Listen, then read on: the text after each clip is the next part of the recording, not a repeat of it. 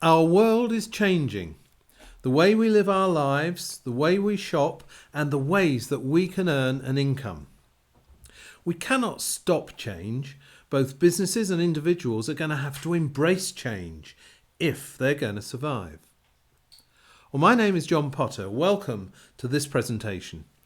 For the past 2 years, I've been a professor in a business school. I've been studying entrepreneurship and the way enterprising individuals can get into business for themselves. As part of my work, I've become associated with 2 government groups in Westminster. Firstly, in the House of Lords, looking at entrepreneurship. Secondly, based in the House of Commons, looking at how micro businesses can be encouraged. And by a micro business, we mean a small business that an individual can set up. I've studied business trends, and the workplace, and I'm now going to share my conclusions with both individuals and businesses as to how and why you can adapt and profit from these changes taking place in the world today. Well, let's look at the way individuals tend to live and create income for themselves and for their families. And many people who've been through our education system, school, college and maybe university, have expectations that they will get a good job, establish themselves in a good career with a job security. And in this modern world, this is something of a myth. There are no jobs for life. What has happened is that we've been trained and developed to be employees, helping others to achieve their goals by working for a paycheck. And what happens is that many people end up retiring after 40 years of work almost broke.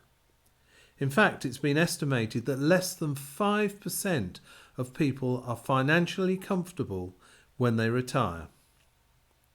Well, the challenge for the future is that many of the jobs that people hope to get just will not exist. Most people now change jobs or careers 10 times or more during their lifetime. And that's, of course, if they can get a job in the first place. And it's a sad fact that many graduates leaving university go straight on the dole along with the rest of the lost generation. Entrepreneurship and setting up a micro business is one of the best options for anyone looking to gain control of their life and income. Many people are deterred from going into business for themselves for a number of reasons. Firstly, they think it's too risky. Secondly, they think it takes a lot of money or an investment. Thirdly, they're just not sure what business they want to be in. But above all, and this is the most serious thing, they often lack the self-belief that they can do it. The other side of the coin from individuals is businesses, both small and large. Many small business people are struggling to keep afloat with all the paperwork and red tape that they have to cope with. Many work increasingly long hours for very little, if any, return. And they just keep getting deeper into debt with bank overdrafts. The challenges of funding premises, stock, staff, utility bills and dealing with regulations have made conventional small business a nightmare for many. Well, large businesses are not faring much better, with more high street shop chains going bust than ever before, as people change their shopping habits. The economy in general is causing so many large companies to shed thousands of jobs in an attempt to stay trading, and they have to borrow more money just to keep going.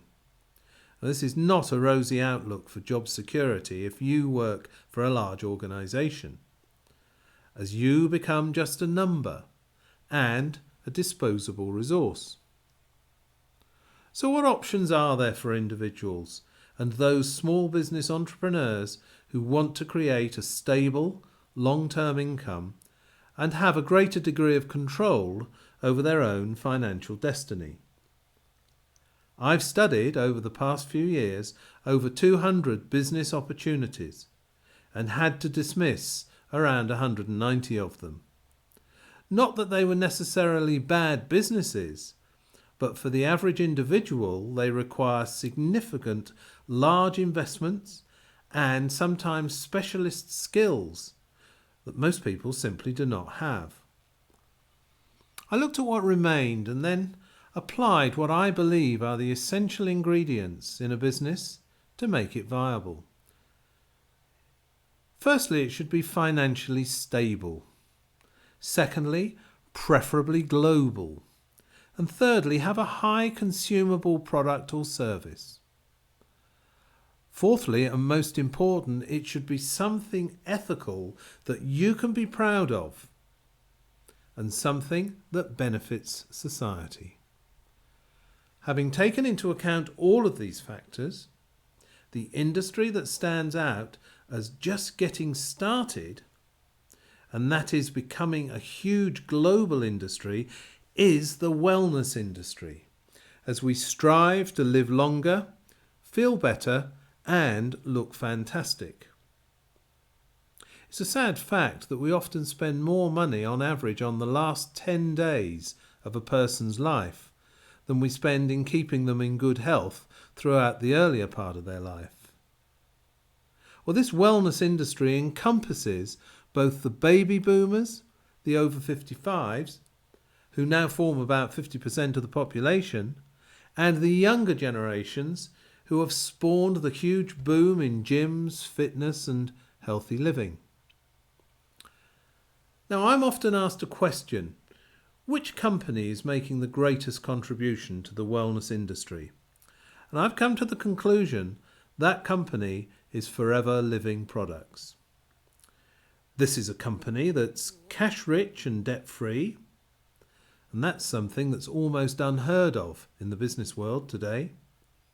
It trades in over 150 countries worldwide and is highly respected for its support and training, being awarded Investors in People Gold in the UK and having been elevated to the position of champion status.